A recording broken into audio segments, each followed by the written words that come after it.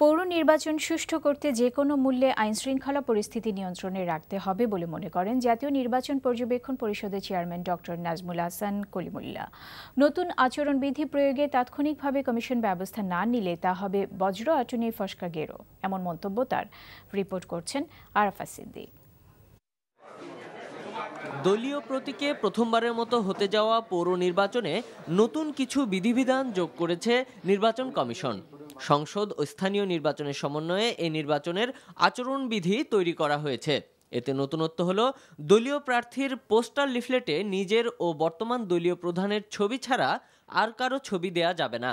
প্রচারণার সময় পথসভা এমনকি ঘরোয়া সভা করতে চাইলেও 24 ঘন্টা আগে পুলিশের অনুমতি লাগবে প্রার্থীদের। আর ভোট গ্রহণের 3 সপ্তাহের আগে এসব করা নিষেধ।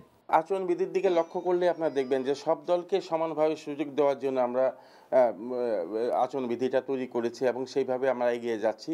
বাস্তবে যত বেশি আপনি নিয়ম নিগর আপনার জারি করার চেষ্টা করবেন, ততই কিন্তু এটা অনেকটা বজ্র আটুনি ফসকা গেরোর মতো মনে হবে।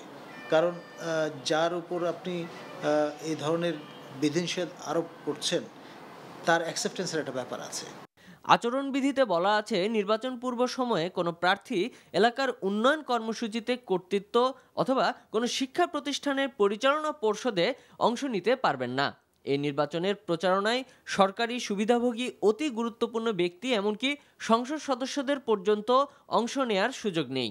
কাগজে পত্রে নিষেধাজ্ঞা আছে, সেটা ভঙ্গ করে কার্যত যদি কেউ এর ব্যতিক্রম ঘটান, তাহলে তার নিজ দায়িত্বে ঘটাবেন। এটা বাজে দৃষ্টান্ত হয়ে থাকবে এবং দলেরও সম্মান কমবে, বই বাড়বে না। এই নির্বাচনকে অবাধ, সুষ্ঠু এবং নিরপেক্ষ করতে হলে যে বিষয়টি খেয়াল রাখতে হবে যে কোনো মূল্যে আইনশৃঙ্খলা পরিস্থিতিটা নিয়ন্ত্রণের মধ্যে রাখতে হবে। নির্বাচন কমিশনের নিজস্ব কর্মকর্তাদের সব ক্ষেত্রে রিটার্নিং কর্মকর্তা হিসেবে নিয়োগ দিতে না পারাটাকে প্রশাসনিক বাস্তবতা বলে মনে করছেন এই নির্বাচন বিশেষজ্ঞ। Arafat Siddique, NTV news, Dhaka.